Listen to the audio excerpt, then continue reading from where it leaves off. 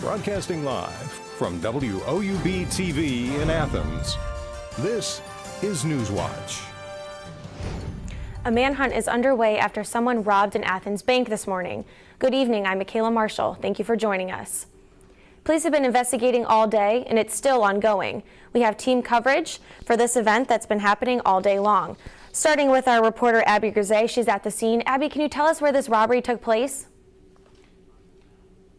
Right here at Citizens Bank on Stimson Avenue. The Athens Police Department says the suspect walked into the bank around 11 this morning with a gun, jumped the counter, and threatened employees. He took an undetermined amount of money and then fled the scene. The suspect was wearing a mask, a hat, sunglasses, and was carrying a zipper bank bag. They say he was a white male of medium build who was about 5'6". East Elementary and Athens Middle School were both put on lockdown for about half an hour, and Citizens Bank remained closed throughout the day. The suspect still has not been caught, and the Athens Police Department is continuing to investigate. The FBI usually plays a role in investigating bank robberies, but as of now, Athens Police Chief Tom Kyle does not have any more information regarding this investigation. Michaela? Thank you, Abby. Ohio University students and some parents received text and email alerts about the bank robbery. Police and the university gave real-time updates even when there wasn't any new information. Let's head over to Stephen Hernandez in the Newswatch newsroom. Stephen, what did Ohio universities have to say about this alert system? Well, Michaela, students were a little surprised, but most were relieved as they received information and updates on the people's robbery and on the suspect. I was on College Green earlier today asking students how they felt about the alert system and if they were surprised, relieved, or a little worried. All right, so Sam, what was your first reaction once you got that message this morning about the robbery? Well, I was happy we got a text as soon as it happened, and it was nice that they kept updating us with information on it. My first thought was, where is the street at? Is it anywhere near me? And my second thought was, wow, people actually do this on campus, so it's better off just checking my surroundings and making sure that there's no one suspicious around me. I was just kind of shocked because I feel like it's probably a college kid who just wanted to make some money or something, and I was like, wow, like, just robbed a bank. Like, I don't know, it's pretty crazy stuff. Now, while authorities are still searching for the suspect, students are asked to be ready for updates from the alert system as new information is received. Now back to you, Michaela. Thank you, Stephen. We'll keep you updated on this story as more develops. A public meeting is underway right now at the Athens Community Center to update the city's comprehensive plan. This will be one of many meetings over the coming months where community members can provide input, feedback, and suggestions for the new plan. This process provides the community an opportunity to have a say in the future of Athens, determining land use, development, and infrastructure. A community vision, goals, and recommendations for physical growth and development of the city will also be part of this comprehensive plan. For those interested in getting involved, you can contact the planners at plan2017@ci.athens.oh.us. And next Monday, the Athens County Commissioners are holding a public meeting to discuss a project that would make improvements to the sewer system. At the meeting, commissioners will go over construction costs and gather public feedback. The project is aimed to protect local waterways, and the new system will help reduce water pollution that is being caused by failing home sewage treatment systems and package treatment facilities.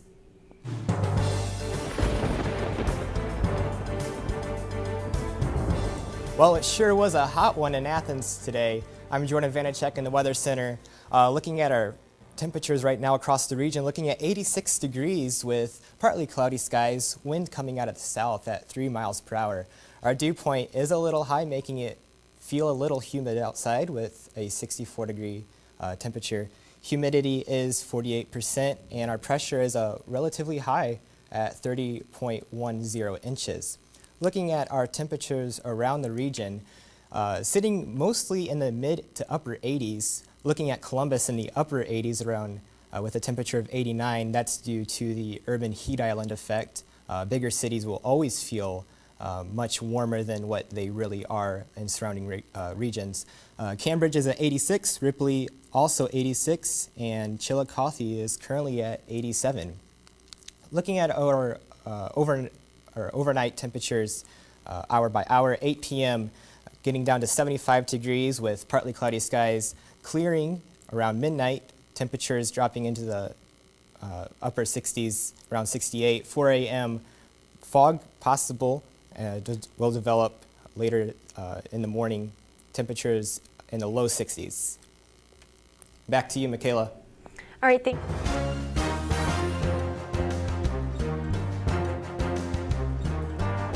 A Central Ohio man pled guilty to charges related to a more than $1 million fraud scheme. Edward Campbell pled guilty to 1 count of money laundering and 1 count of wire fraud. The scheme defrauded at least 44 individuals. According to documents, Campbell used his investors' funds for personal expenses, including to buy 2 cars and use the money at hotels and restaurants. Campbell will pay more than $1 million in restitution as part of his pleas agreement. And money laundering is punishable up to 20 years, while wired fraud is up to 10 years in prison. Attorney General Jeff Sessions returned to West Virginia to address the opioid epidemic. Sessions says drug abuse affects worker productivity and healthcare programs and fills emergency rooms, foster homes, and cemeteries. West Virginia led the nation with 41.5 overdose deaths per 100,000 residents in 2015. A woman in Cleveland says she got into trouble because some people thought she could be transgender. She says they demanded that she reveal herself to prove that she is a woman. Mona Kosar Abdi has the story. It started as a casual night out at a local after-hour spot. I was talking to one of my friends. We were having a really good time, and the young lady had walked up beside us. The woman, who doesn't want us to use her name, says she began engaging in a friendly conversation with the stranger, which quickly turned personal. She says, "No, I'm not sure. They say that you're a man." And the stranger, she says, wouldn't let it go, even asking her to reveal herself. She was just adamant about it, adamant. "You're a man, show me your vagina." The young lady was eventually escorted out, and the woman says when she too tried to leave 45 minutes later, she was blocked in by 2 cars, once again confronted by the lady from the lounge and an armed man she brought with her. I talked to her and I'm like, "Look, babe, like what's wrong? I was just upstairs rubbing your leg. I thought we were cool. I don't understand what's this about." And once again, she says, the lady demanded she expose herself. In my mind is I have a 15-year-old son and my 7-year-old baby. And are y'all really on this because you want to humiliate me? She says she got out of the car pretending to do what the lady asked. And I closed the door and I run across the street and I hit the chirp to lock it. The woman was able to get these images of the black Chevy Cobalt and a green Honda involved, hoping it may lead to an arrest. But you're gonna take my life or hurt me because you wanted to see my vagina. You wanted to make sure that I was a woman because I was in a bar you were in. The Cleveland LGBT Center has also spoken out on this woman's behalf. The fact that the person isn't necessarily trans doesn't negate the fact that the issue still was that this person demanded to see another person's body. Ryan Clopton-Zimler says in recent years, hate crimes targeting transgender people have been on the rise, one just 2 months ago here in Cleveland. This comes down to sexual assault. This was someone being publicly discriminated against, publicly attacked based on the assumption of their gender identity. Now, Cleveland police are investigating this as a kidnapping and criminal damaging offense case. They're asking anyone who may have any information to call them. Hurricane Maria leaves Puerto Rico devastated. How the president is responding. Plus, Mexico is also in ruins after earthquakes create destruction. We'll have updates on the rescue and rebuild efforts going on when Newswatch returns.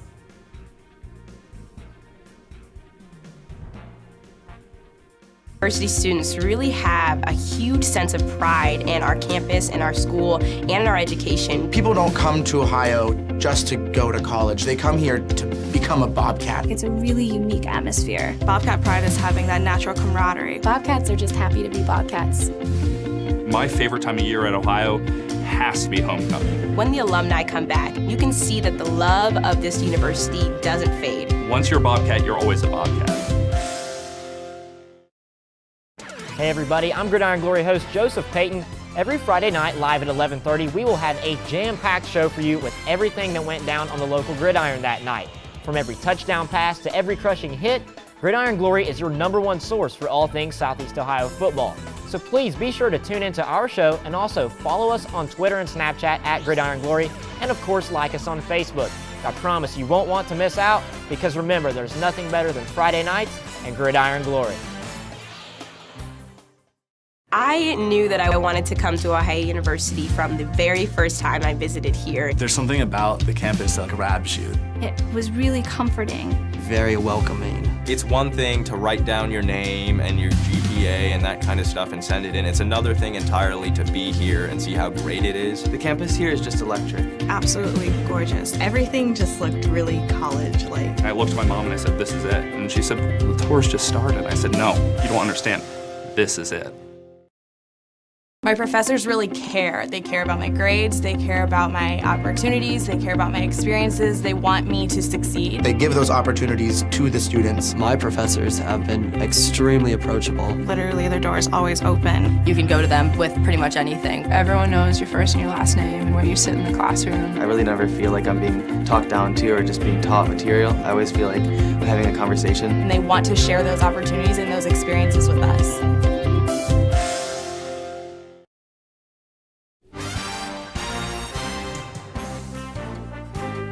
The last of Maria's reign is over Puerto Rico. The island's power grid is devastated.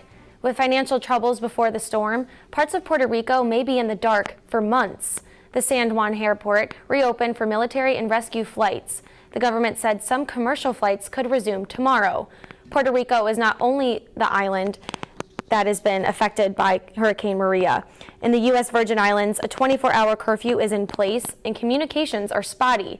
While models currently show Maria moving further out to sea, forecasters say it's still too early to rule out a path that would impact the East Coast.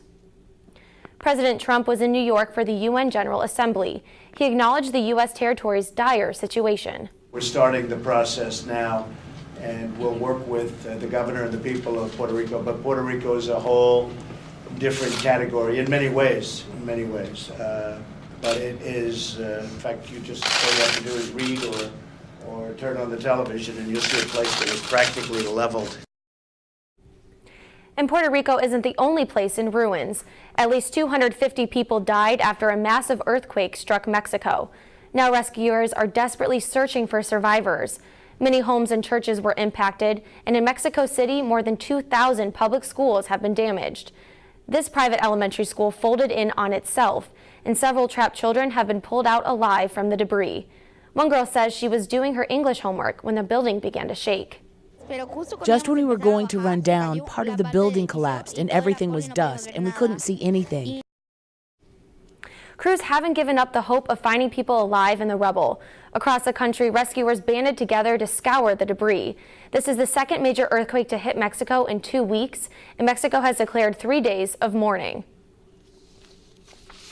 Meanwhile, in Washington, President Trump plans to work with South Korea to improve the trade deal and stop North Korea's nuclear program. The president praised the military relationship between the U.S. and South Korea today at the United Nations, but says the trade deal needs some work.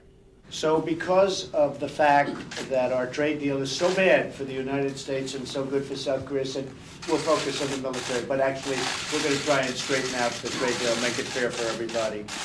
But our real focus will be on the military and our relationship with South Korea, which is excellent, which is really excellent. So we're going to start that process right now. Trump has also signed an executive order to place additional sanctions on North Korea. The president says the sanctions are an attempt to halt North Korea's nuclear weapons program. Trump says that while U.S. and South Korea will be working to improve the trade deal, addressing North Korea is just more important. Millions of Americans become infected every year by bacteria resistant to antibiotics. And a new report says there's not enough new medicine to fight it. That story. And the temperatures have been quite warm lately, and although the fall equinox is tomorrow, we'll determine whether or not the temperatures will reflect that. And also, when is it going to feel like fall? Again, we are going to have that tomorrow. Anyway, here is a look at your local stocks of interest.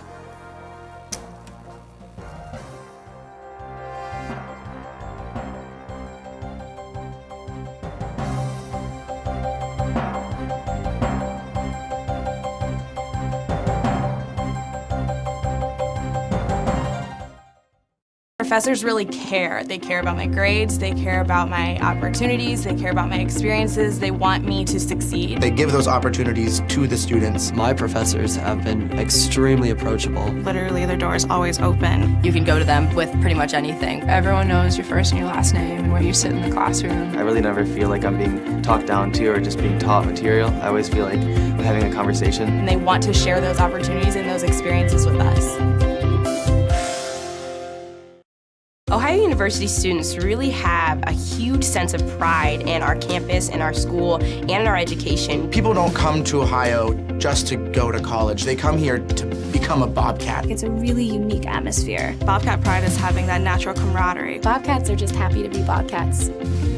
My favorite time of year at Ohio has to be homecoming. When the alumni come back, you can see that the love of this university doesn't fade. Once you're a Bobcat, you're always a Bobcat. I knew that I wanted to come to Ohio University from the very first time I visited here. There's something about the campus that grabs you. It was really comforting. Very welcoming. It's one thing to write down your name and your GPA and that kind of stuff and send it in. It's another thing entirely to be here and see how great it is. The campus here is just electric. Absolutely gorgeous. Everything just looked really college-like. I looked at my mom and I said, "This is it." And she said, "The tour's just started." I said, "No, you don't understand. This is it." Hey everybody, I'm Gridiron Glory host Joseph Payton. Every Friday night live at 11:30, we will have a jam-packed show for you with everything that went down on the local gridiron that night. From every touchdown pass to every crushing hit, Gridiron Glory is your #1 source for all things Southeast Ohio football. So please be sure to tune into our show and also follow us on Twitter and Snapchat at Gridiron Glory, and of course like us on Facebook. I promise you won't want to miss out, because remember, there's nothing better than Friday nights and Gridiron Glory.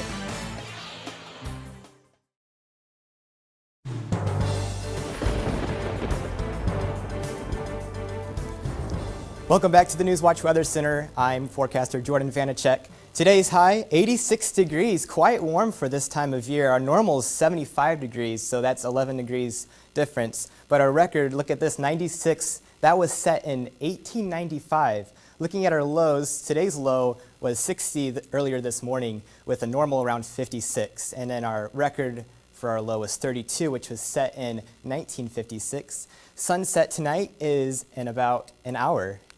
And looking at our current conditions, for the Athens area, 86 degrees, partly cloudy skies, south wind around 3 miles per hour, dew point 64 degrees, a little humid out, and a high pressure at 30.10 inches. Looking at our regional temperatures, or overnight temperatures for tonight, 61 degrees in Athens tonight, getting around to 62 in Newark, 65 in Columbus, and down to 64 down in Ironton. And again, cloudy skies, or clear skies with some fog possible developing late. 61 degrees tonight, mainly clear skies, patchy fog developing late, winds light and variable. Looking at our PRECIPCAST, we do have a region of high pressure that is bringing us that sunny weather and that warm weather. You can see what's left of Hurricane Jose, and down here you can see Hurricane Maria moving its way up northward. Hurricane Maria will not make impact on the U.S. because what's left of Jose is going to bring it off to the north. Looking at our bus stop forecast for tomorrow, 7 a.m., 61 degrees, chance for patchy fog, comfortable morning. I don't think you'll need a jacket because it's going to warm up tomorrow. Looking at tomorrow, 70 degrees, partly cloudy skies, a little less humid, more comfortable than it was today. And then hour by hour, 62, getting up to 80 by noon, and 85 at 4 p.m. Temperatures tomorrow, again, mid-80s all across the region. And looking at our 7-day forecast, tomorrow is the first day of fall at 4:02 p.m. And looking at sunny skies into the weekend, temperatures in the mid to upper 80s, almost 90 on Sunday, or Saturday and Sunday, and chance of rain not until late next week. Back to you, Michaela. Thank you, Jordan. Drug-resistant infections are a growing danger. About 2 million Americans become infected every year by bacteria with some level of resistance to antibiotics. And more than 20,000 people die of these infections. Now a new report from the World Health Organization says there aren't enough new antibiotics being made to combat the threat. Kim Hutchinson has more in today's Health Minute. A report from the World Health Organization says there aren't enough new antibiotics being created to fight infections that are resistant to multiple drugs. Some commonly used antibiotics become less effective or ineffective over time, making treatment more difficult and more expensive. The report says that as of May, just 51 new antibiotics were in development. Only 33 of those target priority pathogens, the bacteria that pose the greatest threat to human health. And of those 33 potential medicines, only 8 are really new. The rest are simple modifications to existing drugs. The WHO report also says that because the development process is very slow, it's likely drug resistance will develop more quickly than new drugs are approved. The World Health Organization has set up a partnership to address the problem. It's also working to improve infection control and developing guidance for healthcare professionals on the responsible use of antibiotics. For today's Health Minute, I'm Kim Hutchinson. How's it going, everyone? I'm Duncan Goldberg. And you know, those Indians jerseys, they are being broke back out only a few days after that 22-game win streak. And Aaron Hernandez, he may have passed away not too long ago, but here we are again with him back in the news in a big-time way. Stay tuned to WOUB. Here's a look at what's coming up tonight on your public television station.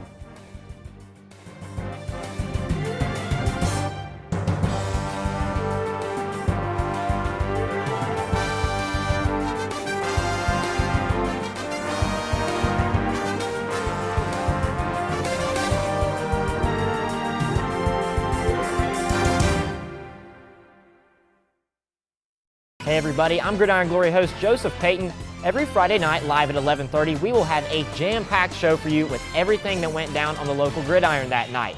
From every touchdown pass to every crushing hit, Gridiron Glory is your #1 source for all things Southeast Ohio football.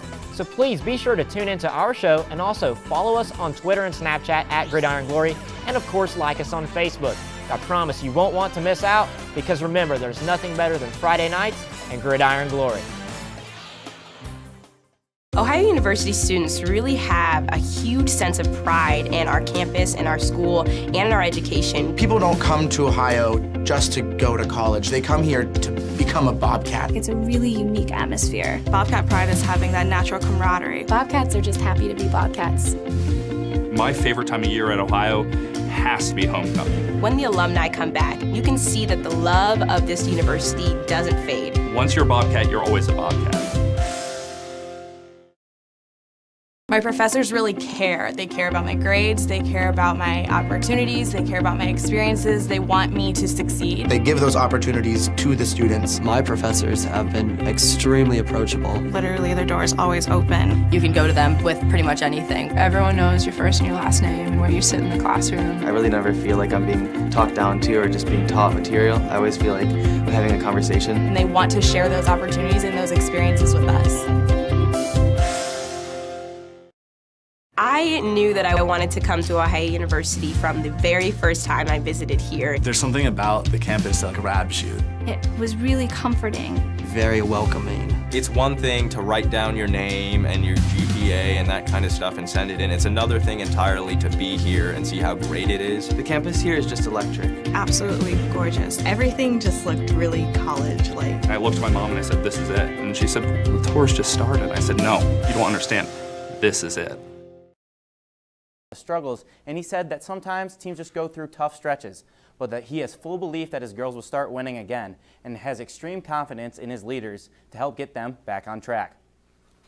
From losing streaks to winning streaks, the Cleveland Indians are back at it again, as last night they won their 4th straight game as they took down the Los Angeles Angels 6-5 out there in LA.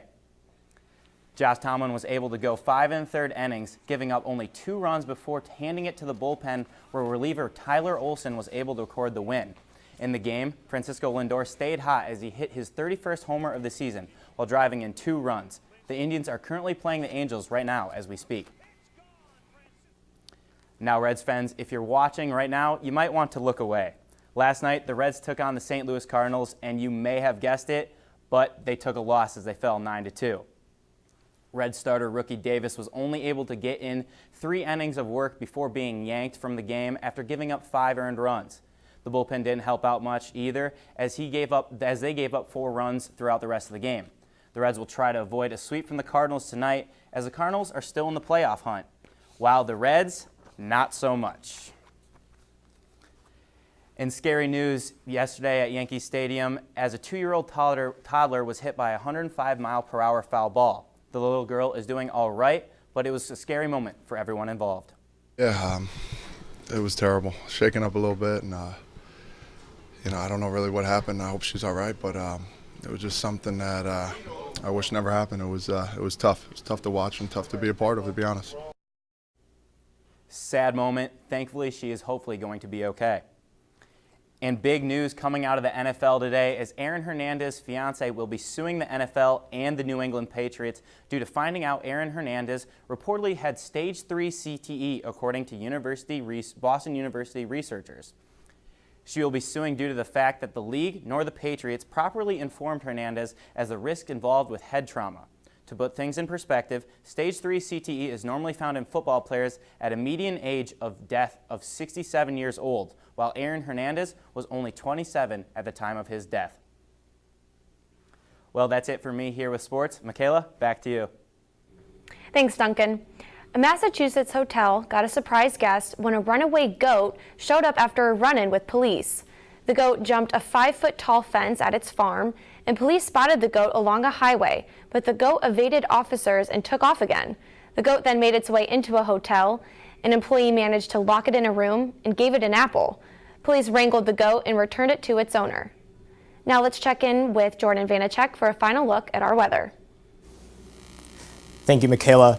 Looking at 61 degrees tonight for Athens, mainly clear skies to start off. Patchy fog developing later into the evening. Winds coming light and variable. Looking at tomorrow for Athens, 70 degrees. Actually, that should stay a little bit up there into the 80s, mid-80s actually, with partly cloudy skies. Fair weather clouds developing in the afternoon, a little less humid than it was today, which will make it feel much nicer. Northeast wind, 0 to 5 miles per hour. And in our 7-day forecast, again, tomorrow, first day of fall, but a temperature of 88 degrees, a little too warm for my liking. Saturday and Sunday look beautiful, temperatures in the upper 80s, sunny skies. Looking at sunny skies again, Monday and Tuesday in the mid-80s, and starting to cool down a little bit into Wednesday and Thursday with a bit of a disturbance coming in Thursday that will bring a chance for showers and maybe even some thunderstorms. Thanks, Jordan. And that does it for our broadcast this evening. Thanks for watching. I'm Michaela Marshall. Stay tuned for the PBS NewsHour coming up next. And remember, you can find the latest news anytime at woub.org. Have a great night.